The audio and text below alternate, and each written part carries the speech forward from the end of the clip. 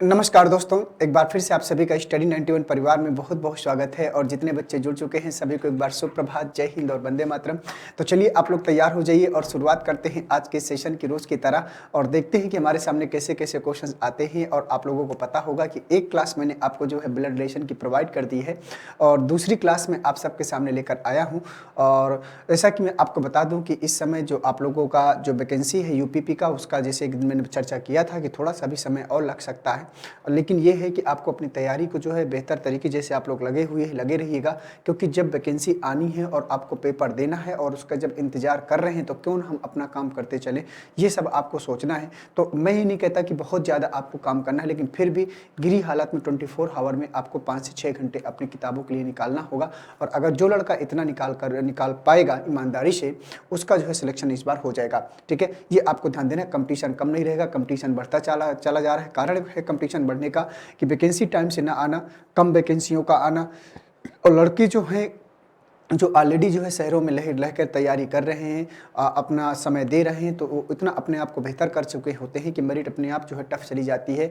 और आप सब जानते हैं, तो इसका जो है इस प्रकार से चीज़ें, तो आपको अगर सिलेक्शन लेना है तो उस लेवल पर अपने आप को लेकर आना होगा। और अगर आप लोग जो है उस लेवल को टच नहीं कर पाओगे तो फिर बड़ा मुश्किल हो जाएगा। तो ये सब चीज़ें आपको ध्यान देना होगा। तो चलिए बढ़ते हैं आज के क्वेश्चन की तरफ। तो यहाँ पर दोस्तों आगे बढ़ने से पहले यहाँ देख सकते हैं कि हिंदी का 6.0 बैच, यूपी टेट का, सुपर टेट का, यूपी पुलिस का, पीसीएस का, जेसी नेट का फर्स्ट पेपर जो आप लोगों को स्टडी 91 के द्वारा प्रोवाइड किया गया है। तो आइए बढ़ते हैं सीधे क्वेश्चनों की तरफ। तो ये है क्वेश्चन नंबर पहला। तो क्वेश्चन नंबर पहला कह रहा है कि यह देखते हुए कि बी की माँ ए है, ए का बेटा सी है, ई का डी भाई है, तो बी की बेटी है, तो बताइए कि डी की दादी या नानी कौन है। तो देखते हैं कितने बच्चे कर पाते हैं। छोटा सा क्वेश्चन है और आसानी से इसको आप लोग कर सकते हैं। बी की बेटी ई है, बी की बेटी ई है, तो यहाँ पर एक चीज मिस है, तो बी की बेटी क्या है, ई है। ठीक है, ये आपका होगा। ई का डी भाई है, ई का डी क्या है, भाई है। तो बताइए कि डी की दादी या नानी कौन है, ये आपको बताना है। तो छोटा सा क्वेश्चन है, तो इसके डायग्राम को बनाइएगा। प्रश्न ने कहा कि बी की माँ ए है, तो बी की जो माँ है, तो बी की जो माँ है वो कौन है, ए है। तो बी की माँ कौन है, ए है, ये हो जाएगा। बी की माँ ए है, ए का बेटा सी है, तो अगर ए का बेटा सी है, ए का बेटा अगर सी है, तो ये क्या हो जाएगा, आपस में आपको पता है, तो ए का बेटा क्या हो जाएगा, सी। तो सी भाई हो जाएगा बी का, लेकिन बी का जेंडर अभी क्लियर यहाँ पर नहीं है। फिर आगे प्रश्न ने कहा कि ई का डी भाई है, तो ई का डी भाई है और बी की बेटी ई है, तो बी की जो बेटी है वो कौन है, ई है। ठीक है, बेटी है तो महिला होगी। और ई का डी भाई है, तो ई का डी क्या है, भाई है, तो पुरुष होगा। तो प्रश्न ने कहा कि बताइए डी की दादी या नानी कौन है। तो दादी या नानी यहाँ पर क्यों दिया है, क्योंकि बी का जेंडर क्लियर नहीं है। क्योंकि हमें इतना पता है कि ई और डी बी की संतान है, एक पुत्री है एक पुत्र है, लेकिन जब बी का जेंडर नहीं क्लियर है तो संतान पिता की भी होती है और माता की भी होती है। तो अगर कहें कि बी डी की क्या है तो हमें नहीं पता। हम इतना कह सकते हैं कि बी जो है डी के तो पिता है तो माता, अगर ये पिता होंगे तो ये दादी हैं, अगर ये माता होंगी तो नानी है, इसलिए दादी या नानी बोला है। तो बी की दादी या नानी कौन है, ए, और ए कहाँ है, ऑप्शन नंबर फर्स्ट में। तो क्वेश्चन नंबर पहले का जो आंसर आएगा पहला, और अगर आपने पहले का पहला वाला आंसर किया है तो निश्चित रूप से दोस्तों ये प्रश्न क्या करेगा, सही हो जाएगा। आइए बढ़ते हैं क्वेश्चन नंबर 1 के बाद क्वेश्चन नंबर 2 में। क्वेश्चन नंबर 2 कह रहा है कि ए बी का पिता है, ई ए का भाई है, डी ए का पिता है, यदि सी बी की बहन है तो ई का सी से क्या संबंध है। क्वेश्चन नंबर दूसरा, तो ई का सी से क्या संबंध है। देखते हैं कितने बच्चे इस प्रश्न का सही आंसर कर पाते हैं। बताइएगा कि क्या आएगा इस प्रश्न का सही आंसर।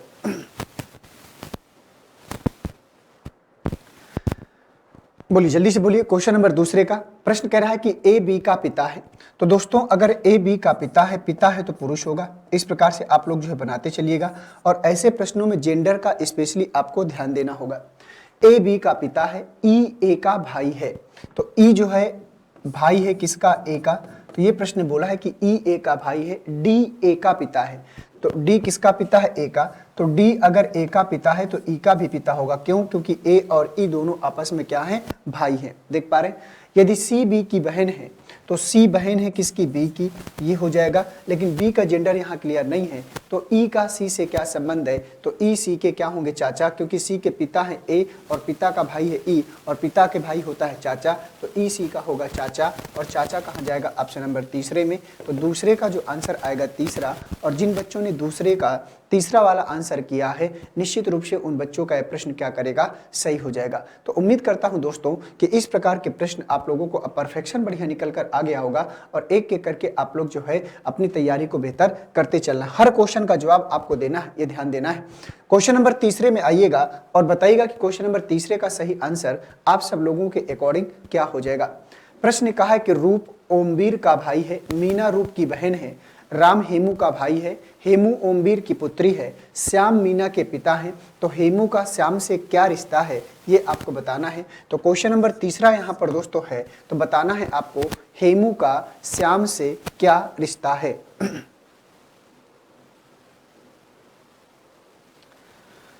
कह रहा है कि रूप ओमवीर का भाई है, तो चलो आ जाओ बनाते हैं कि जो रूप है वो ओमवीर का क्या है, भाई है। रूप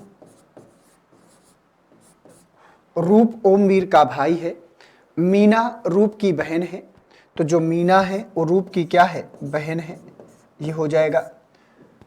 राम हेमू का भाई है और हेमू ओमवीर की पुत्री है। राम हेमू का भाई है और हेमू ओमवीर की पुत्री है, तो जो हेमू है वो लड़की है, ये आपको ध्यान देना है, और हेमू ओमवीर की क्या है, पुत्री है। और राम हेमू का भाई है, तो जो राम होगा वो हेमू का भाई है, तो इसका मतलब ये हुआ कि ओमवीर का पुत्र हो जाएगा राम। तो श्याम मीना के पिता हैं, तो जो श्याम है वो मीना के क्या है, पिता है। अगर श्याम मीना के पिता हैं तो रूप के भी पिता होंगे और ओमवीर के भी पिता होंगे। तो हेमू का श्याम से क्या संबंध है, तो हेमू श्याम की क्या हो जाएगी यहाँ पर, तो हेमू का श्याम से क्या संबंध है, तो हेमू का श्याम से जो रिलेशन होगा, तो यहाँ पर आंसर में दिया ही नहीं है कि जो प्रश्न पूछ रहा था, तो यहाँ पर आंसर में दिया ही नहीं है।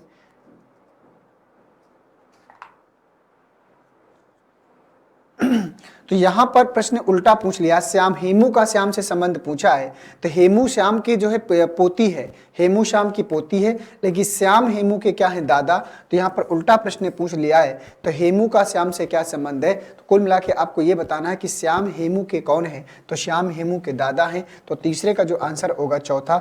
यहाँ पर थोड़ा सा पूछने का तरीका उसने गलत किया हुआ है, लेकिन फिर भी तो हेमू और श्याम में जो रिलेशन है वो दादा और पोती का रिलेशन है। तो जब दादा और पोती का रिलेशन है तो पोती यहाँ पर दिया नहीं है, तो हमें क्या करना पड़ेगा, दादा बनाना पड़ेगा। तो क्वेश्चन नंबर तीसरे का जो आंसर होगा चौथा, दादा।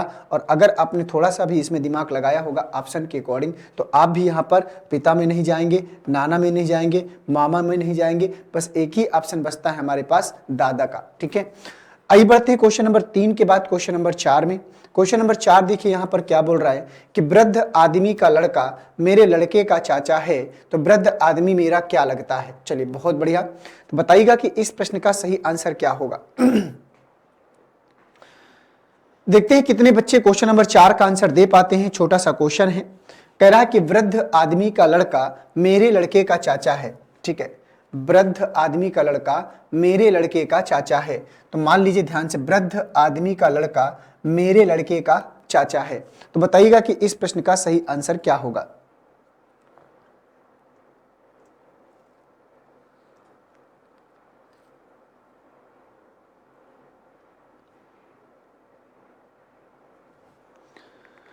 चलो पढ़ो भाई। प्रश्न क्या है कि वृद्ध आदमी का लड़का मेरे लड़के का चाचा है, तो कह रहा है कि जो वृद्ध आदमी है, ये जो वृद्ध आदमी का जो लड़का है, ठीक है, वृद्ध आदमी का जो लड़का है मेरे लड़के का चाचा है। मेरे मतलब मैं, मेरे लड़के का क्या है, चाचा है। ये क्या है, इसका चाचा है। अगर ये चाचा बनेगा तो ये लड़का और ये दोनों आपस में क्या हो गए, भाई। तो वृद्ध आदमी मेरा क्या लगता है, तो जो वृद्ध आदमी है इसका क्या लगेगा, पिता। इसका क्या लगेगा, पिता। और पिता का है ऑप्शन नंबर तीसरे में। तो चौथे का जो आंसर आएगा तीसरा पिता। और जिन बच्चों ने पिता आंसर किया होगा उन बच्चों का यह प्रश्न सही होगा। देखिए कुछ प्रश्न छोटे, ऐसे छोटे प्रश्न आपको मिलते हैं जिनकी लैंग्वेज थोड़ा सा ज्यादा जो है टेढ़ी होती है, और कुछ बड़े प्रश्न मिलते हैं लेकिन लैंग्वेज सीधा सीधा होता है तो बनाने में समस्या नहीं होता। तो मेन होता है लैंग्वेज के प्रारूप को समझना। जो प्रश्न में जो भाषा होती है अगर उसको हम जो है बढ़िया से समझ पाएं और डायग्राम को अपने सेंस ऑफ ह्यूमर से ड्रा कर पाए, बना पाए, तो मुझे नहीं लगता आपको जो है ब्लड रिलेशन में किसी भी प्रकार की कोई समस्या उत्पन्न होती हुई नजर आएगी। तो 4 के बाद चलते हैं क्वेश्चन नंबर 5 में। क्वेश्चन नंबर 5 कह रहा है कि आदित्य ने कहा वह लड़की मेरे माता के पोते की पत्नी है, तो बताएं कि आदित्य उस लड़की का रिश्ते में क्या लगता है। क्वेश्चन नंबर 5वां है, तो इसको बनाइएगा सभी लोग और बताइएगा कि क्या होगा। आदित्य उस लड़की का क्या लगेगा, पिता, दादा या फिर नाना, पति या फिर ससुर। देखते हैं कितने बच्चे कर पाते हैं। अब देखिए आदित्य ने कहा, आदित्य क्या कहता है, कहता है कि वह लड़की मेरे माता के पोते की पत्नी है। तो प्रश्न ने कहा, आदित्य ने कहा कि वह लड़की मेरे माता के, तो आदित्य की माता, आदित्य बोल रहा है आदित्य की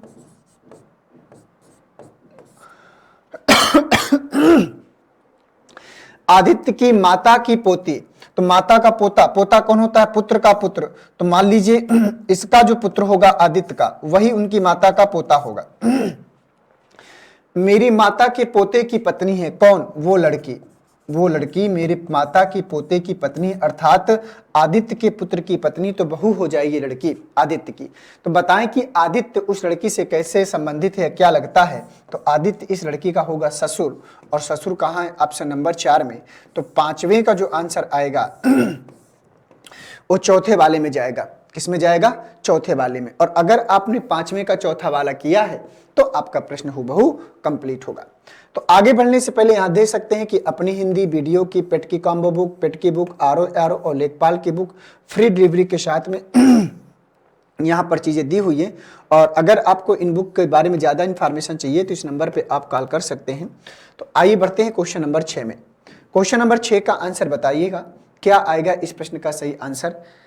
ए के पुत्र बी, ए के पुत्र बी का विवाह सी से हुआ। ए के पुत्र बी का विवाह सी से हुआ है, जिसकी बहन डी का विवाह बी के भाई ई के साथ हुआ है, तो डी का ए से क्या संबंध है। बहुत ही शानदार लैंग्वेज है। बताइए क्वेश्चन नंबर 6 का आंसर क्या आएगा। प्रश्न ने कहा कि ए के पुत्र बी का विवाह, तो मान लीजिए ए का जो पुत्र है वो कौन है, बी है।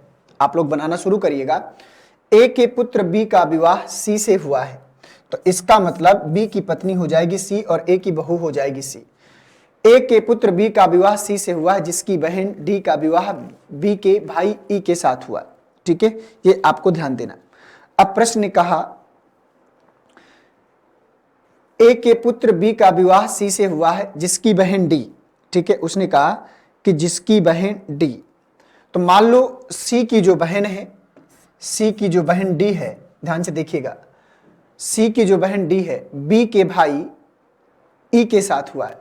तो डी का जो विवाह हुआ है वो ई के साथ हुआ है, और ये किसका भाई है, ये बी का भाई है। तो मतलब बी और ई आपस में क्या है, भाई हैं। बी और ई आपस में भाई हैं। तो डी का ए से क्या संबंध है, तो डी का ए से क्या संबंध है, तो डी ए की क्या है, पुत्र वधू। और पुत्र वधू कहां जाएगी, ऑप्शन नंबर 2 में। ठीक है, क्योंकि बी और ई के पिता कौन है, ए, और पुत्र की पत्नी होती है पुत्र वधू, तो डी ए की क्या है, पुत्र वधू। देखो ए का जेंडर जरूर क्लियर नहीं है भाई, ये सास हो और चाहे ससुर हो, उसको तो पुत्र वधू ही बनना है। समझ में आ गई बात। इसलिए जब डी के बारे में पूछ रहा है तो कोई दिक्कत नहीं। अगर ए के बारे में पूछता तो हमारे दिमाग में क्वेश्चन आता कि सास या ससुर, दो में से फिर कोई एक आता। तो 6 का जो आंसर होगा वो सेकेंड वाला जाएगा, और अगर आपने 6 का सेकेंड वाला दिया है तो आपका आंसर सही होगा। 6 के बाद लेकर चलते हैं क्वेश्चन नंबर 7 में। ये आ गया क्वेश्चन नंबर 7।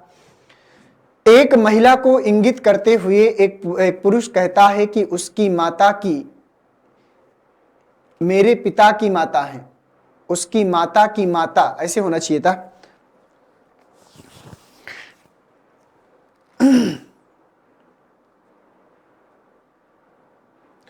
उसकी माता की माता मेरे पिता की माता है, पिता की, उसकी माता की माता, यहां एक माता शब्द मिस कर दिया गया है, ठीक है।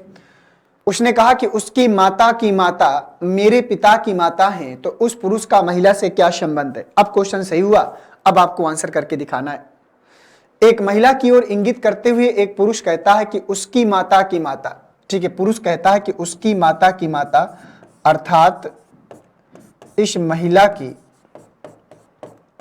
माता की जो माता है मेरे पिता की माता है, ठीक है, उस पुरुष के पिता की माता है, इस पुरुष के पिता की क्या है, माता है। तो इस महिला की माता की ये वाली जो माता है इस पुरुष के पिता की माता है, तो एक ही माँ की दो संतानें, तो ये आपस में क्या हो जाएंगी, भाई बहन। ये माता और ये पिता दोनों क्या है, भाई बहन। तो उस पुरुष का महिला से क्या संबंध है, तो अर्थात ये पुरुष इस महिला का क्या है, तो ये पुरुष इस महिला के माँ के भाई का लड़का है, और माँ का भाई होता है मामा, और मामा का लड़का कहलाता है ममेरा भाई। तो ये पुरुष इस महिला का हो जाएगा ममेरा भाई, और ममेरा भाई का है ऑप्शन नंबर तीसरे में, ठीक है। तो सातवें का जो आंसर आएगा तीसरा, ममेरा भाई। और अगर आपने ममेरा भाई आंसर के रूप में किया है तो निश्चित रूप से दोस्तों ये प्रश्न आपका होगा सही। क्वेश्चन नंबर आ जाइए 8 में। क्वेश्चन नंबर 8 को ध्यान से पढ़िएगा और बताइएगा कि क्वेश्चन नंबर 8 का सही आंसर आप सब लोगों के अकॉर्डिंग किस में जाएगा।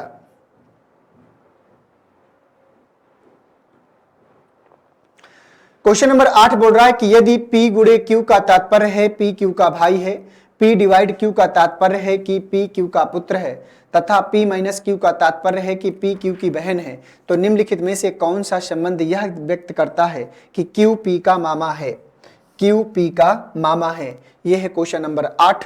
अब आपको इसका रिलेशन बताना है, तो चलो बताइएगा क्या आएगा इस प्रश्न का सही आंसर। देखते हैं कितने बच्चे इसको सॉल्व कर पाते हैं, कोई दिक्कत नहीं। क्यू पी का मामा है, तो दोस्तों आपको बता दें कि अगर क्यू पी का मामा है, अगर क्यू को मामा बनना है तो क्यू को पुरुष होना पड़ेगा। ध्यान से समझिएगा, क्यू का पुरुष होना अनिवार्य है, ये बात मानते हो कि नहीं।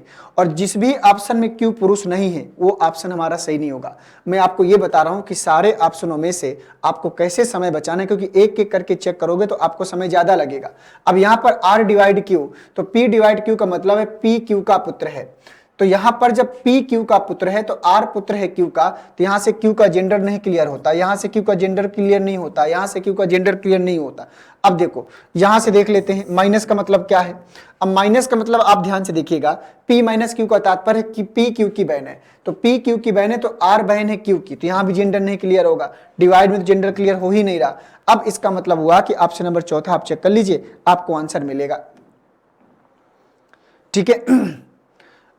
अब देखो यहां पर, अब देखिए ध्यान से देखा जाए तो P गुणे Q का तात्पर्य है P Q का भाई है, तो P Q का भाई है तो यहां से Q भाई होगा किसका, R का, Q भाई होगा R का। देख लेते हैं अभी, तो Q भाई होगा किसका, R का। चौथा वाला भी सॉल्व किया जा रहा है। अब इसके बाद डिवाइड का मतलब क्या है कि P Q का तात्पर्य है कि P Q का पुत्र है, तो P Q का पुत्र है तो इसका मतलब ये हुआ कि डिवाइड का मतलब है कि P Q का पुत्र है, तो यहां पर देखें तो R पुत्र है P का, तो R पुत्र है किसका, P का। अब उसने कहा Q P का मामा है, तो यहां से तो बिल्कुल नहीं होगा भाई, यहां से तो बिल्कुल नहीं भी होगा, ये वाला गलत हुआ। अब आप इसको सेकेंड वाले को चेक कर लीजिए, जब यहां से नहीं निकलता तो सेकेंड वाले को चेक करते हैं। P डिवाइड R, तो P डिवाइड R का तात्पर्य है कि P Q का पुत्र है, तो P Q का पुत्र है तो यहाँ P पुत्र है, P पुत्र है किसका, R का, ये हो जाएगा। R माइनस क्यू, तो ए P माइनस क्यू का मतलब P Q की बहन है, तो R बहन है किसकी, Q की, R बहन है किसकी, Q की। अब यहां पर ध्यान से देखें, अब इसमें आपको यह ध्यान देना है कि एक संभावना के आधार पर प्रश्न जा रहा है, पॉसिबिलिटी के आधार पर। क्यों, क्योंकि P की माता कौन है, R। अब Q का तो यहां जेंडर नहीं क्लियर है, जब Q का जेंडर नहीं क्लियर है तो Q P की मौसी भी हो सकती है, मामा भी हो सकता है। और जब यहां से संभव नहीं है, यहां से संभव नहीं है, यहां से संभव नहीं है, तो फिर हमको पॉसिबिलिटी में जाना पड़ेगा। तो एक यही रास्ता बचता है कि यहां से जो मौसी या मामा में जाएगा तो Q P का फिर यहां से क्या बनेगा, मामा बनेगा। तो यहां पर इसका अब इस मामले में सेकेंड वाला सही होगा, ठीक है। वैसे अगर देखा जाए तो यहां से भी हम गारंटी के साथ नहीं कह सकते कि Q P का मामा है, इसलिए मैंने कहा था जब जेंडर ही नहीं क्लियर है, पुरुष है कि नहीं है कोई गारंटी, लेकिन ऑप्शन ही यहाँ पर ऐसे रखे हुए हैं कि हमारी मजबूरी है कि हमको अब जो है सेकंड वाले को लेकर चलना पड़ेगा। हर प्रश्न में ऐसा नहीं होता, ठीक है, हर प्रश्न में ऐसा नहीं होता। गिने चुने आपको ऐसे प्रश्न मिलेंगे कि ऑप्शन के अकॉर्डिंग आपको ऑप्शन के अकॉर्डिंग आपको आंसर करना पड़ता है। 8 के बाद चलते हैं क्वेश्चन नंबर 9 में। क्वेश्चन नंबर 9 को ध्यान से पढ़िएगा और बताइएगा उसने क्या बोला है। उसने कहा है कि M3N का तात्पर्य है M पुत्री है N की, और इसके बाद उसने बोला है MIN। तो मुझे लगता है कि वहां पर I ना होगा, वहां पर N होगा, क्योंकि जब अंक दिया है तो फिर वहां पर 1 होना चाहिए। ये 1 ही मानकर चलना है आपको, ठीक है, ये 1 है, I नहीं है, ठीक है, क्योंकि यहां सब जगह 1 आया है। तो M1N का तात्पर्य है M पिता है N का, M4N का M माता है N की, M2N का तात्पर्य M भाई है N का। तो ये आपका समीकरण है। इसके डायग्राम को बनाएंगे तो कौन सा संबंध P का K के साथ इंगित करता है, अर्थात P का K के साथ संबंध बताना है। तो चलो पहले डायग्राम बना लेते हैं। 4 का मतलब आप ध्यान से देखिए, M4N का तात्पर्य है M माता है N की, तो M माता है N की, तो यहाँ पर P माता है, P माता है किसकी, Q की। ये डायग्राम बनाया। अब 1 का मतलब देखेंगे तो M पिता है N का, तो M पिता है N का, तो Q पिता है R का, तो Q पिता है किसका, R का। ये हमने बना लिया। अब यहाँ पर R2T, तो 2 का मतलब है कि M भाई है N का, तो M भाई है N का, तो R भाई है, R भाई है किसका, T का। ये हमने बना लिया।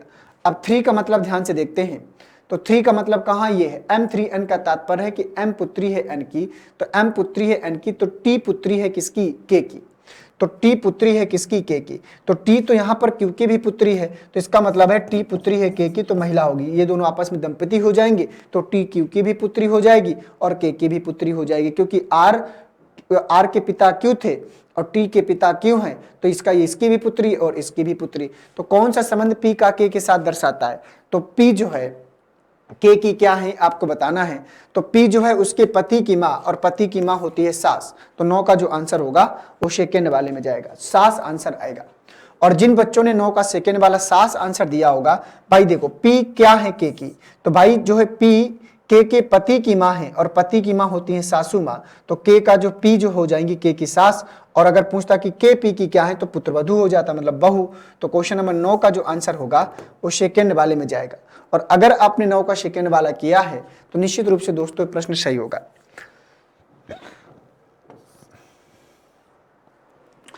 आइए चलते हैं क्वेश्चन नंबर 10 की तरफ, और क्वेश्चन नंबर 10 को ध्यान से पढ़िएगा और बताइएगा।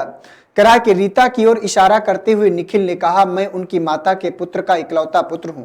तो रीता का निखिल से क्या रिश्ता है, यह है क्वेश्चन नंबर 10। रीता का निखिल से क्या रिश्ता है, ये आपको बताना है। बोलो भैया। तो रीता की ओर इशारा करते हुए निखिल ने कहा, निखिल क्या कहता है कि मैं उनकी माता के, किनकी माता की बात हो रही है, रीता की। निखिल कहता है कि मैं उनकी माता के पुत्र का, इनकी माता के पुत्र का, तो रीता की मां का जो पुत्र होगा वो रीता का भाई होगा। तो रीता की ओर इशारा करते हुए निखिल ने कहा कि मैं उनकी माता के पुत्र का इकलौता पुत्र हूं, अर्थात इसका पुत्र है निखिल, ठीक है, निखिल। तो निखिल के पिता हैं, पिता की बहन होती बुआ, तो रीता निखिल की बुआ है। तो रीता का निखिल से क्या संबंध है, तो रीता निखिल की बुआ, और बुआ कहाँ है, ऑप्शन नंबर सेकंड में। तो 10वें का जो आंसर होगा वो सेकंड वाले में जाएगा, 10वें का सेकंड वाले में जाएगा। 10 के बाद चलते हैं क्वेश्चन नंबर 11 में। आगे बढ़ने से पहले यहाँ पर आप लोगों के सामने कुछ इन्फॉर्मेशन है कि हिंदी का इंडिविजुअल बैच जो आप लोगों को प्रोवाइड किया गया है, अगर आप हिंदी के इंडिविजुअल बैच के साथ जुड़ना चाहते हैं तो जुड़ सकते हैं। क्वेश्चन नंबर 11 में आ जाइएगा और बताइएगा क्वेश्चन नंबर 11 का सही आंसर क्या होगा। क्वेश्चन नंबर 11 का करा कि बी का भाई है ए, डी का पिता है सी, बी की माता है ई, ए और डी भाई हैं, तो ई का सी से क्या रिश्ता है, ई का सी से क्या रिश्ता है।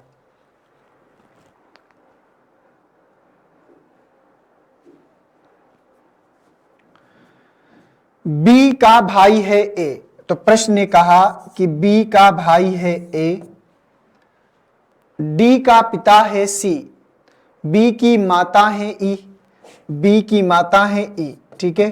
तो बी की माता है ई तो महिला होंगी, तो ए की भी माता होंगी, ठीक है। आगे प्रश्न ने कहा ए डी का पिता है, प्रश्न का बी का भाई है ए और डी का पिता है सी।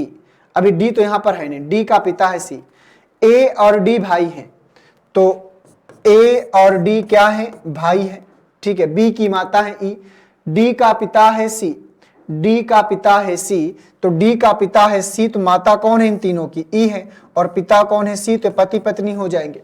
तो कह रहा है ई का सी से क्या संबंध है, तो ई जो है सी की क्या हो जाएगी, पत्नी, और पत्नी कहाँ है, ऑप्शन नंबर 4 में। तो 11 का जो आंसर आएगा 4 पत्नी आएगा, 11 का क्या आएगा, 4 पत्नी, ठीक है, कोई दिक्कत वाली बात नहीं है। 11 के बाद चलते हैं क्वेश्चन नंबर 12 में। क्वेश्चन नंबर 12 को आपको पढ़ना है और बताना है कि 12 का सही आंसर क्या हो जाएगा। क्वेश्चन नंबर 12 कह रहा है कि सुरेश की बहन राम की पत्नी है, राम रानी का भाई है, राम के पिता मधुर है, शीतल राम की दादी है, रीमा शीतल की पुत्र वधू है, रोहित रीना रानी के भाई का पुत्र है, और फिर कह रहा है कि रोहित सुरेश का क्या लगता है। बताओ भैया, रोहित सुरेश का क्या लगता है।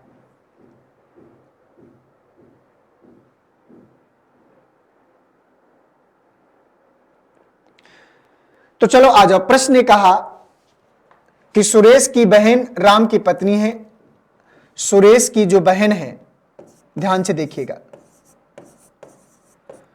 सुरेश की जो बहन है, इसने नाम तो नहीं बताया बहन का, तो हम बहन शब्द लिख लेंगे।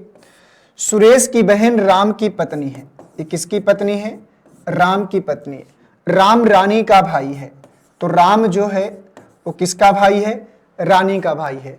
राम के पिता मधुर हैं, तो राम के जो पिता हैं वो उनका नाम क्या है, मधुर, तो अगर राम के पिता है मधुर तो रानी के भी पिता होंगे। शीतल राम की दादी हैं, तो शीतल राम की दादी हैं, तो इसका मतलब जो शीतल है, ध्यान से देखिएगा, जो शीतल है वो मधुर की माता होंगी, तभी राम की दादी बनेगी, ठीक है। शीतल राम की दादी है। रीमा शीतल की पुत्र वधू है, तो जो रीमा है वो शीतल की पुत्र वधू है, तो इसका मतलब ये हुआ कि रीमा मधुर की क्या हो जाएगी, पत्नी, और राम और रानी की माँ, ठीक है। रीमा शीतल की पुत्र वधू। रोहित रानी के भाई का पुत्र है, तो रोहित जो है रानी के भाई का पुत्र है, तो इसका मतलब रोहित राम का पुत्र हो जाएगा, ये हो जाएगा, रोहित राम का पुत्र है। तो रोहित सुरेश का क्या लगता है, तो रोहित सुरेश का क्या लगता है ये आपको बताना है, तो आपको ध्यान देना है। तो रोहित जो है राम का पुत्र है, तो इसका भी पुत्र होगा सुरेश की बहन का, तो ये इसकी माता है, और माता का भाई कौन है, सुरेश, तो रोहित राम सुरेश का क्या होगा, ये सुरेश मामा है किसका, रोहित का। अगर ये मामा है तो रोहित क्या हो जाएगा, भांजा, और भांजा कहाँ है, ऑप्शन नंबर 4 में। तो 12 का जो आंसर होगा वो चौथा जाएगा, 12 का जो आंसर होगा वो चौथा जाएगा। और अगर आपने 12 का चौथा वाला किया है तो दोस्तों ये आपका प्रश्न सही है। क्लियर। चलिए अगला क्वेश्चन बताइएगा। अगला क्वेश्चन आपको बताना है क्या आएगा, क्वेश्चन नंबर 13। क्वेश्चन नंबर 13 को पढ़िएगा और बताइएगा क्या बोल रहा है। क्वेश्चन नंबर 13 कह रहा है कि एक लड़के का परिचय देते हुए एक औरत ने कहा, अब एक औरत कहती है कि इसके मामा का मामा तथा मेरे मामा परस्पर भाई हैं, उस महिला का लड़के से क्या संबंध है। बहुत ही शानदार क्वेश्चन, चैलेंजिंग क्वेश्चन है। जल्दी से कमेंट में बताइए कि इसका आंसर क्या होगा। देखते हैं कितने बच्चे इसका सही जवाब कर पाते हैं। एक लड़के का परिचय देते हुए एक औरत ने कहा इसके मामा का मामा, किसके मामा का मामा, इस लड़के के मामा का मामा। मामा कौन होता है, मान लो इस लड़के की कोई मां होंगी और मां का जो भाई होगा, मां का जो भाई होगा इस लड़के का मामा होगा, इस लड़के के मामा का मामा, तो इस लड़के के जो मामा का मामा है ये मामा, ये इसके मामा है तो इसके भी मामा है। तो उसने कहा कि इस लड़का का परिचय देते हुए एक औरत ने कहा कि इसके मामा का मामा तथा मेरे मामा परस्पर भाई हैं। कौन कहती है, औरत। औरत कहती है कि मेरे मामा परस्पर क्या हैं, भाई हैं।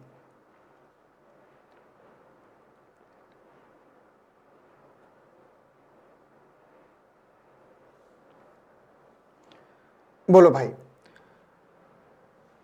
उस लड़के के मामा और मेरे मामा परस्पर भाई हैं। अब उस लड़की के मामा, ठीक है, ये भाई हैं। तो मान लीजिए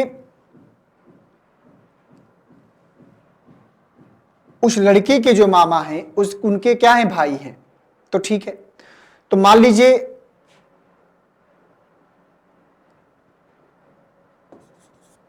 ये लड़की है